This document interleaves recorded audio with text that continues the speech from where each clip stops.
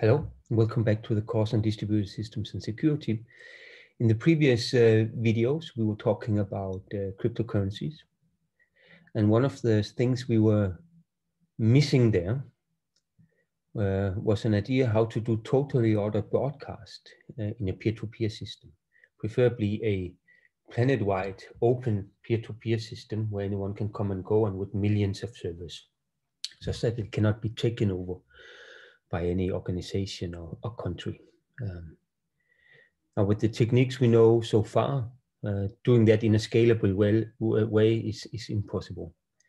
However, it turns out that the designers of the Bitcoin system put on the stage some very interesting ideas how to actually do this in a scalable way. And in the next series of videos here, we're going to look at that. The way it's done today is today called Nakamoto style consensus. Consensus because it's achieving consensus, and Nakamoto style because the nom de plume Satoshi Nakamoto designed the Bitcoin system. We don't know if that is a person or an organization, but anyway, that was the name associated to the author of the Bitcoin system. So that's why it's called Nakamoto style. It could also have been called consensus a la Bitcoin. Okay, so we're going to look at how is that done, that particular totally ordered broadcast channel. There will be 4 videos. First, I'll be setting the stage, giving the general idea of the protocol to kind of put it in context.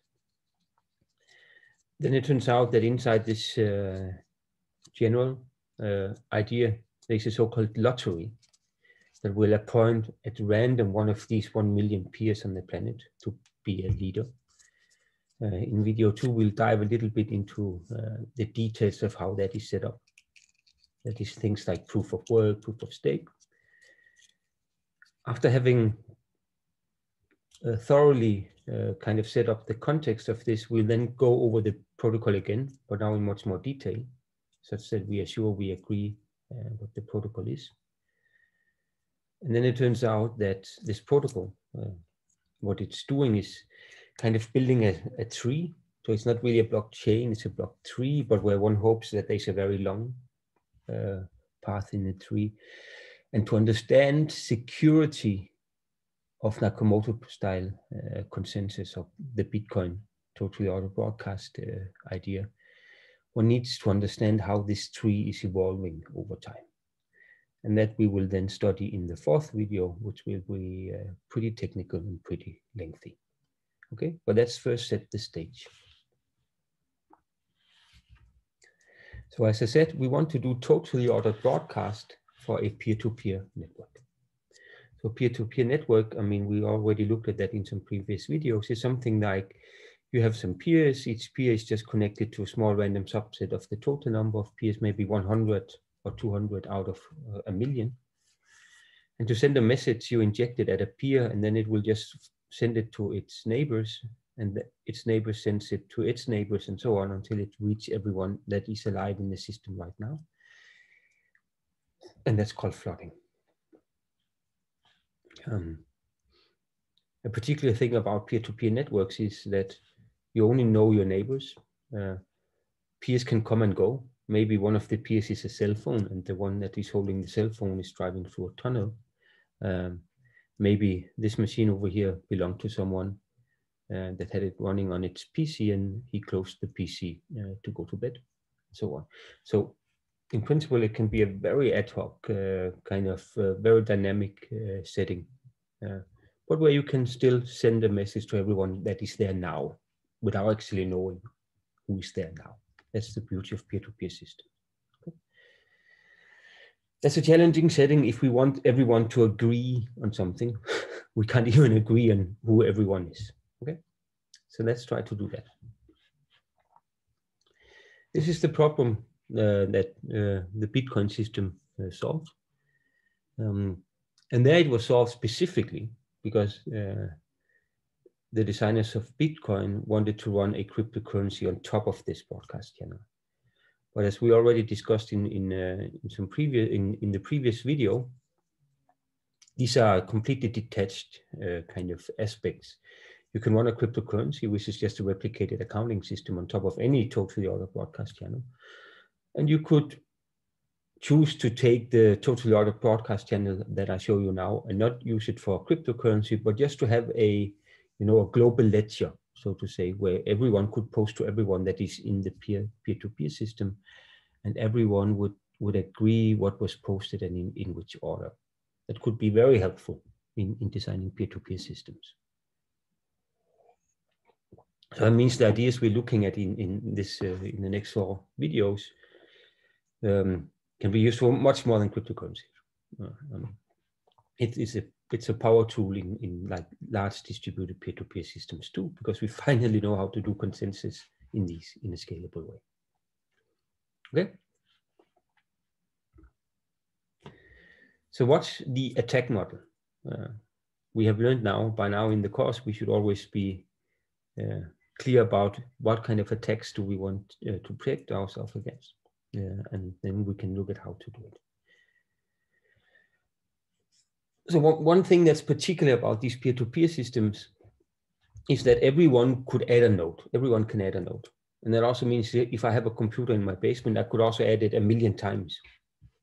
And then suddenly we have this problem that the adversary, the bad guy, could create many more nodes than the honest servers, the honest parties are doing. So it becomes kind of a moot point to talk about, 1/3 corruption. It would be very silly to assume that at most 1/3 of all the nodes in the network are corrupted. Because even if the adversary, like of the real parties, let's say the participants in the protocol and the people behind running the nodes, let's say only 1% of them were corrupted. But then they add 1,000 more nodes than the honest ones. And then suddenly they have a corrupted majority.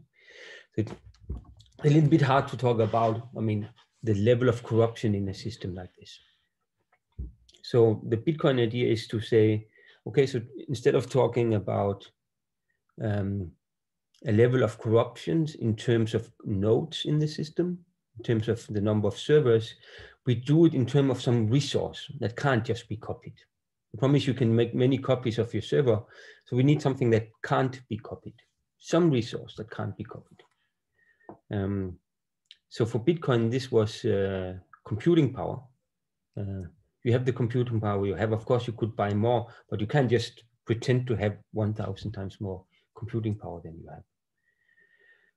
In proof of stake systems, where a cryptocurrency is running on top of the totally ordered broadcast, it's often instead the amount of money you have stored in the system. Okay.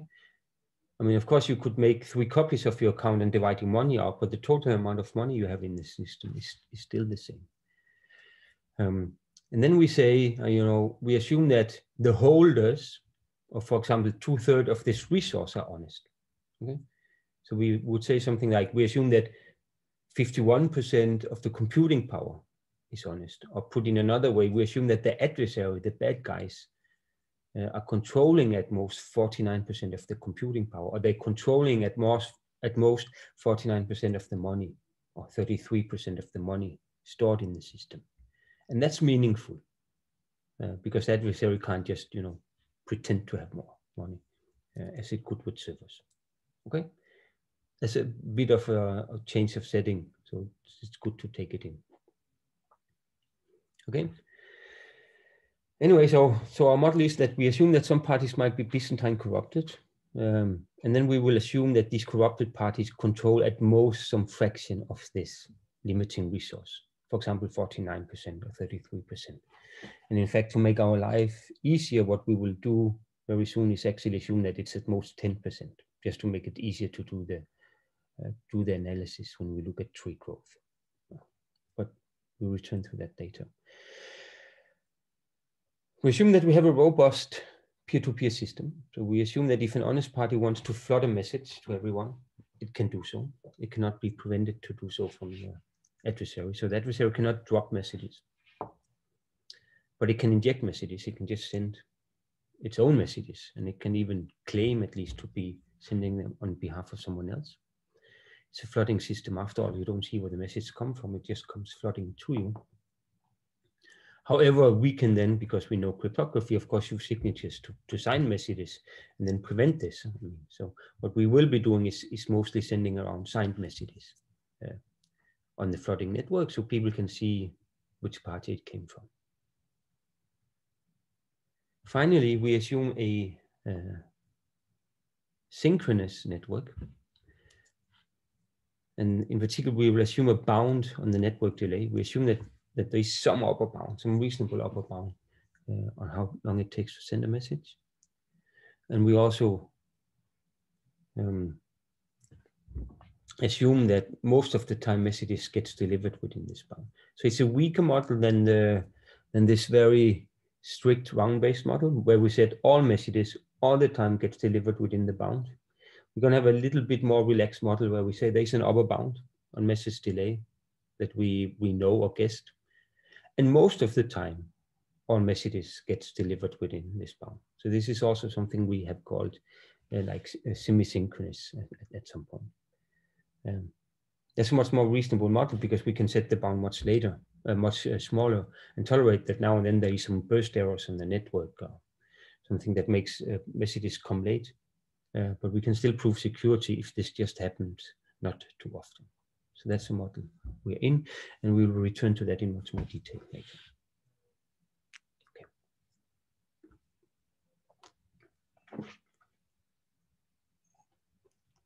Okay. Then let's talk a little bit about the design goals of Nakamoto style consensus. We'll soon return to how it's actually implemented. But to appreciate how it's implemented, it's good to talk a little bit about what are the properties that we want from a Nakamoto style consensus protocol, or rather, what are the properties we want from a totally ordered broadcast channel that is supposed to run autonomously on top of a peer-to-peer system. The first one is autonomy. So let's for now focus on a setting where we are designing a totally ordered broadcast channel, say for running an autonomous cryptocurrency on top of it. Okay. So if we want to do this, we do not want a single point of attack. So we can't just run our totally ordered broadcast channel on some sequencer that's standing in the basement somewhere, because someone could take that down and then all the money are gone. Or it could cheat on how to move money between accounts and so on. Furthermore, to adhere to the peer-to-peer idea and the openness, we want that the system is non-permissioned. So there can't be a central authority that determines whether you are allowed to put a server in the system or not. It should be that anyone is allowed to add a server to the system. Because again, if there was a central authority controlling participation, this authority could take the system down, or just say that only its good friends are allowed to run the system and then take the system over and then take it down. So we want really a system where if you see that the system now is starting to have too few servers, maybe one of the countries in which the system was running banded and everyone took their servers out, then you can just throw in your own server to make it more robust. Okay, that's kind of the idea. And for that to be possible, it's important that you can choose to add a server to the system. This is what we call non-permission. That's important for autonomy. Finally, because of this kind of openness of the system, and because we can't control who's part of the system, we should be able to tolerate that nodes come and go, because that's what we want. Could be I add a node to the system, and then at some point I see now there's a lot of nodes, there's 1 million nodes, nicely geographically spread over the planet running the system. And I don't want to be able to be part of running it anymore, so I take my node down. Maybe my node, because anyone can add a node, was not very stable, and sometimes it just crashes, and then I start it again. So we should tolerate that there's a lot of nodes, but it could be shifting what those nodes are. And that's also a standard issue in peer-to-peer systems. Okay, that's a challenging setting. We just got used to a setting with n servers that can talk to each other in rounds. I mean, in the previous videos where we looked at consensus, right? It was kind of the same static set of servers all the time. Now we should tolerate that they don't even know each other and that they're constantly being changed. So we certainly don't know how to solve this problem yet. Then, again, to have autonomy, we also want self-incentivization. That means if we are using this system to run a cryptocurrency, the servers running the system should be paid for running it. We might reasonably assume that people don't want to run a huge, heavy system like this for free, so they need to be paid to run it, at least the electricity for having their computer turned on. Again, we can't pay them from some central account, right? Because then we would have a single point of attack. So, I mean, the way this is solved is that you pay them with the cryptocurrency that they're helping create. So in the Bitcoin system, where you create a system that is given Bitcoin value because you're running the system, at the same time, you get paid for running the system in Bitcoin. So it's kind of circular and therefore also hard to get off the ground initially. But if you can do that, if you can get a self-sustained system like this, where people are paid in the currency that they create, it's also very robust and autonomous. There's no way to kind of stop funding the system because the system is creating its own money. Finally, the way the consensus protocol is designed, it should be peer-to-peer friendly. And probably the most important aspect in that is you shouldn't create a totally other broadcast channel where you have instructions like, now send this message to that party over there, because that party might not be there when you need to send it. You can't send messages to particular servers in your protocol. Instead, you should be thinking in terms of flooding messages. The only way you talk is you flood a message. Okay.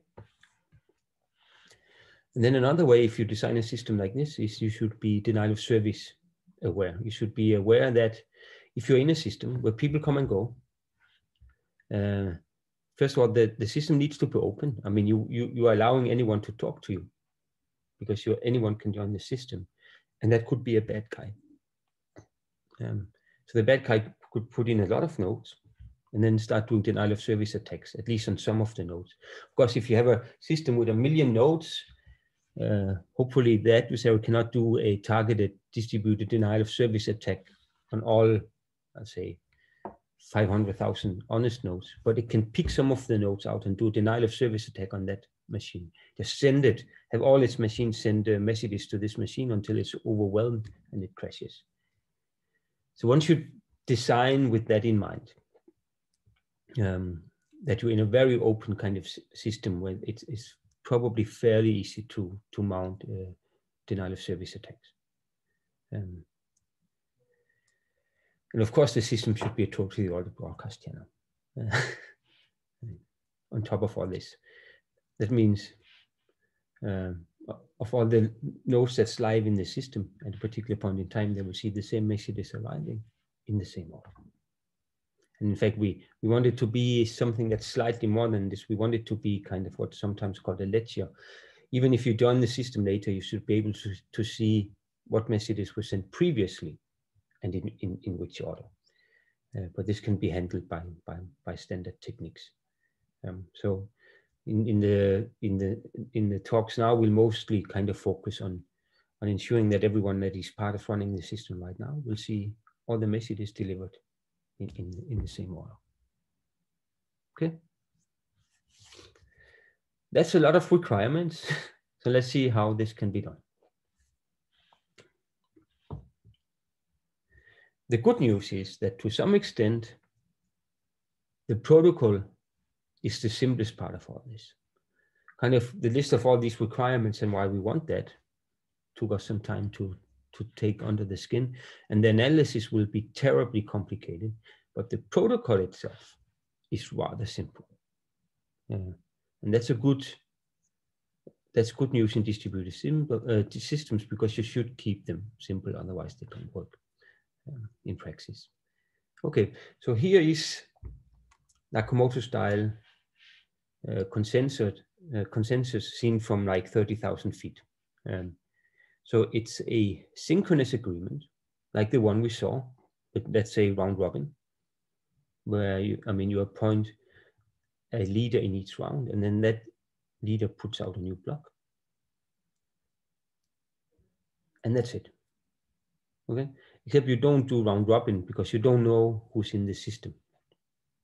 So we need to find a slightly different way to elect a leader, but that's all we do.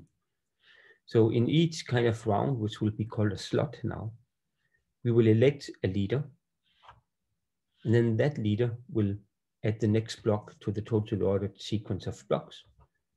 And then we elect a new leader that puts out the next block, and so on. And the block is being put onto the system by flooding it on the network. That's all there is to it.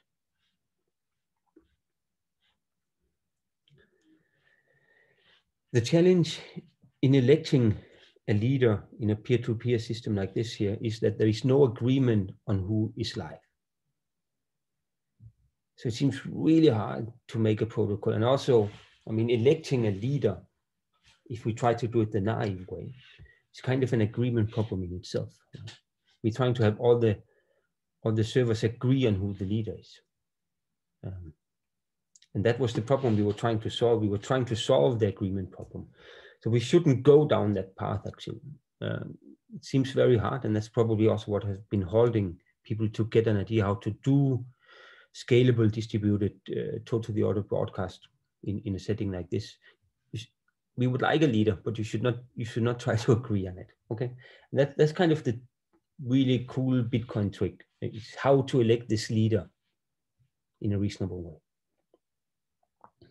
And the way it's done then is to do it at random. So it's being done by running basically a local lottery. Everyone is participating in the lottery. And if they win, they can tell the rest of the network that they won. But sometimes, because this lottery has some randomness to it, sometimes there's no winner in a round. So we have to tolerate that. And sometimes there's multiple winners. The same happens in like national lotteries when you buy lottery tickets. Sometimes there's no winner of the big prize, and sometimes there's multiple ones. But anyway, if you have a winning ticket in the lottery, then you prove that you're allowed to add the next block by sending this lottery ticket along with the block. So that's how it works. But then when there's two winners, two blocks might appear in different orders at different sites. So it's not, we have not agreed on who the winner is, but we have some reasonable notion of winner or leader. And that's, as it turns out, will be enough. Then we need to deal with these problems here, that sometimes there is no winner, so sometimes a block is not added in a round or in a slot, as it's called now. Sometimes there's multiple leaders, and then two blocks are added. So it's not a chain anymore, it's a tree. Okay. So the way this is solved is to just say, okay, we accept then that we're not building a chain. Per se, we're not building a chain, but a tree. Okay. So, and in particular, at points in time where there are multiple winners, we could get branching like this here. Okay. So now, the way these trees here, and I'll return to them in much more detail,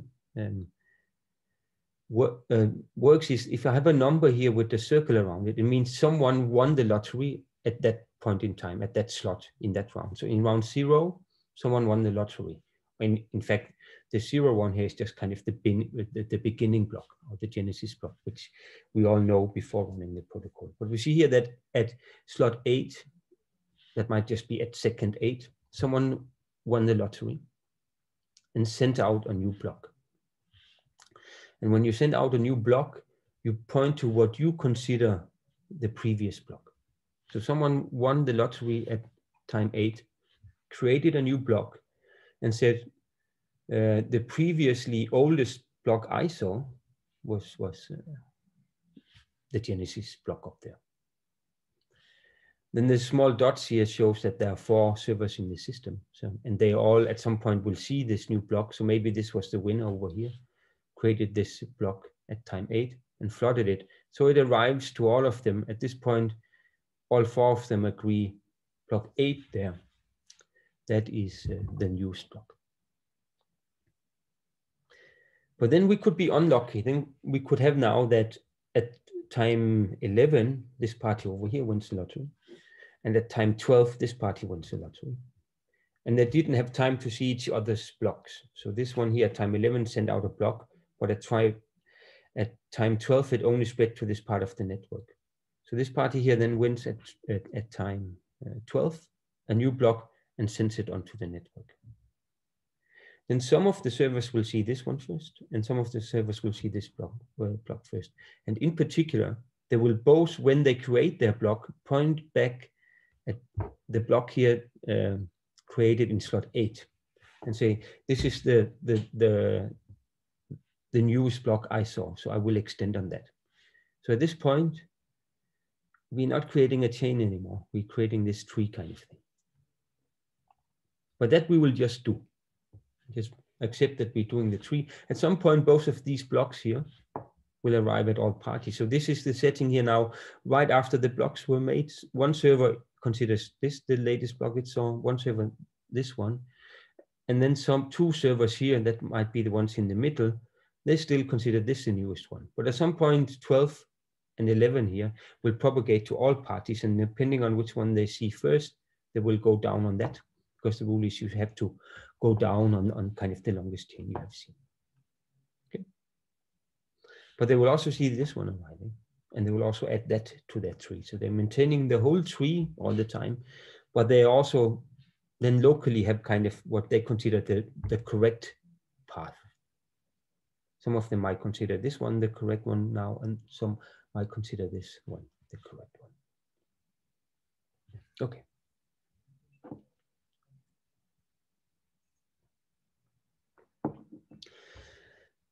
That's not satisfying because we want a totally ordered broadcast channel. And remember, these here are blocks, and there's transactions inside them.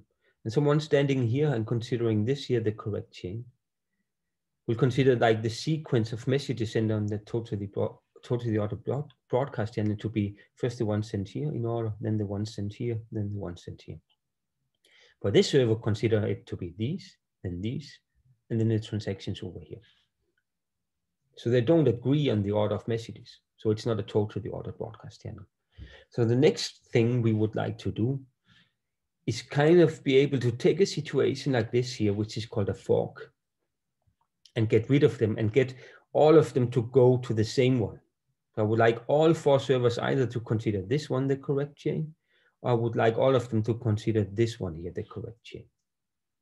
Okay? And I can't use time.